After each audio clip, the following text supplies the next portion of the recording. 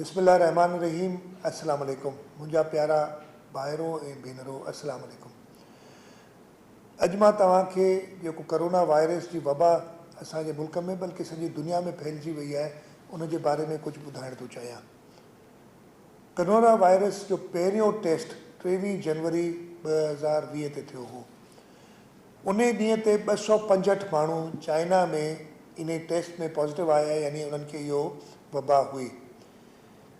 पहिरें ॾींहं खां वठी लख माण्हू पहुचण ताईं सॼी दुनिया में 44 ॾींहं लॻा ऐं 7 मार्च ते सॼी दुनिया में लख माण्हू इन मर्ज़ में मुब्तला थी विया। लख खां 2 लखनि थियण में रुगो 11 ॾींहं लॻा। 18 मार्च ते सॼी दुनिया में 2 लख माण्हू इन वबा में मुब्तला हुआ। कल्ह राति ताईं 2,73,000 माण्हू इन वबा में मुब्तला हुआ।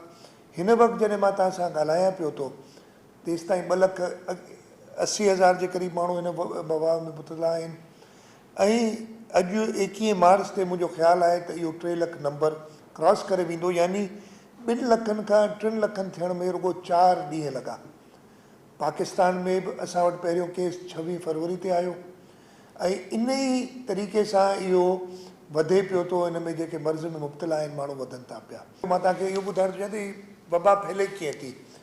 अगरि कंहिं हिकिड़े शख़्स खे इहो वायरस आहे, इन वबा में मुब्तला आहे, उहो शख़्स अगरि ॿिए कंहिं सां मिले थो, हथु ॾिए थो उनखे, उन सां एतिरो वेझो थिए थो जो उनजी खंघि या उनजी छिक उन ॿिए माण्हूअ जे हथनि ते या जिस्म ते लॻे थी ऐं उन्हनि साॻियनि हथनि सां अगरि हू पंहिंजे चहिरे खे हथु लाहे थो त उहो ॿियो माण्हू बि उन सां इन्फेक्ट थी वेंदो। हिक ॿिए सां घटि में घटि मिलूं, पंहिंजो जेको डिस्टेंस आहे या फ़ासिलो आहे हिक ॿिए खां उहो घटि में घटि 4 खां 6 फुट रखूं।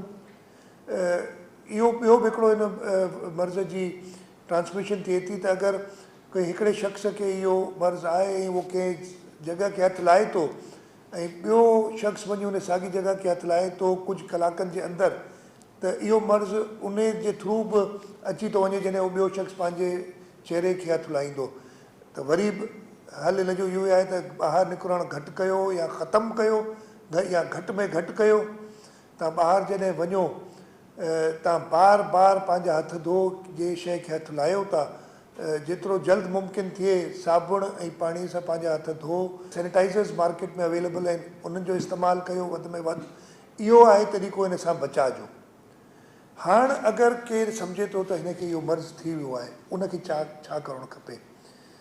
सभिनी खां पहिरीं त हिन जो जीअं इलाजु आहे, घणे क़दुरु माण्हू इन में पाण ठीकु थी वेंदा आहिनि। तव्हां अगरि सम्झो था त तव्हां में इहे असरात आहिनि ऐं तव्हां ॿिए कंहिं सां मिलिया आहियो जंहिंमें या ॿाहिरां पाण आया आहियो, त उन सूरत में तव्हां हिननि नंबरनि ते फ़ोन कयो। कराची जो नंबर आहे